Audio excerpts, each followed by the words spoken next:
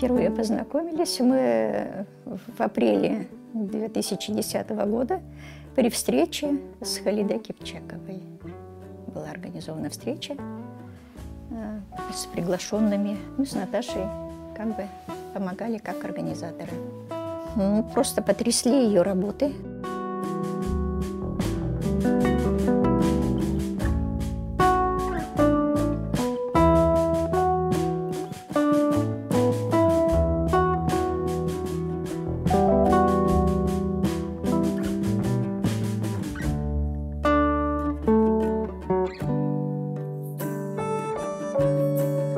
С первой же встречи с Халидой Кипчаковой мы поняли, что мы обе желаем с опаской, но мы желаем этому научиться.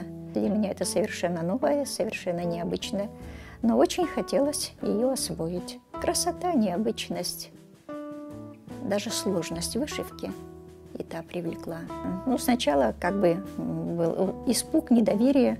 Получилось, почему получилось, а потом восторг от того, что да, все можно преодолеть, всему можно научиться.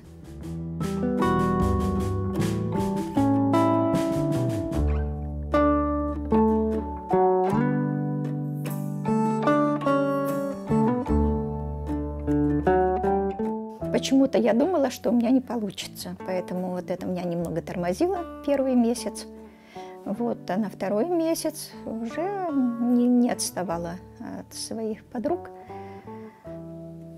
Делала охотно, только потому, что была постоянно на наших занятиях наш учитель Халида Кипчакова, готовая постоянно помочь, подсказать, самой сесть, прошить, показать и проверить, как ты это делаешь.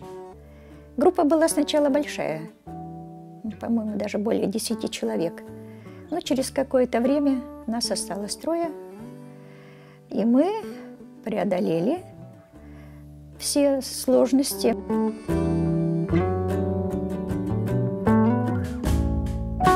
Присвоена квалификация мастеров. То есть мы можем иметь своих учеников, обучать.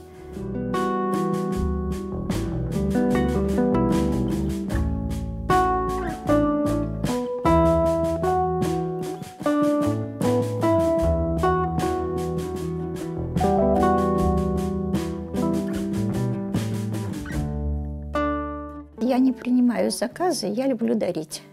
И причем люди принимают подарки с огромным удовольствием. И у них эти работы на самом видном месте дома. Мои сыновья в восторге, внучки в восторге от моих работ. Все имеют подарки от меня. Вот. Младшая внучка даже пытается заняться этой техникой.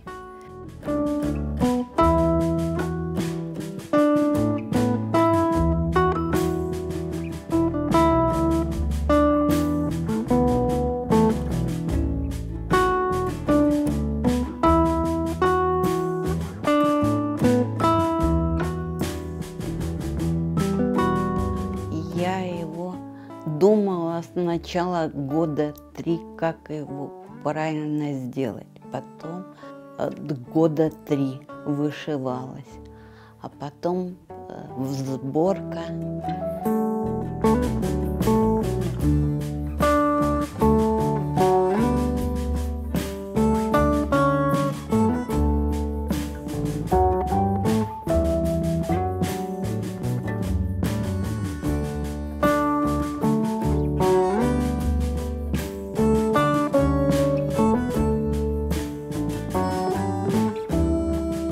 Отдыхаешь и уходишь от своих проблем, успокаиваешься.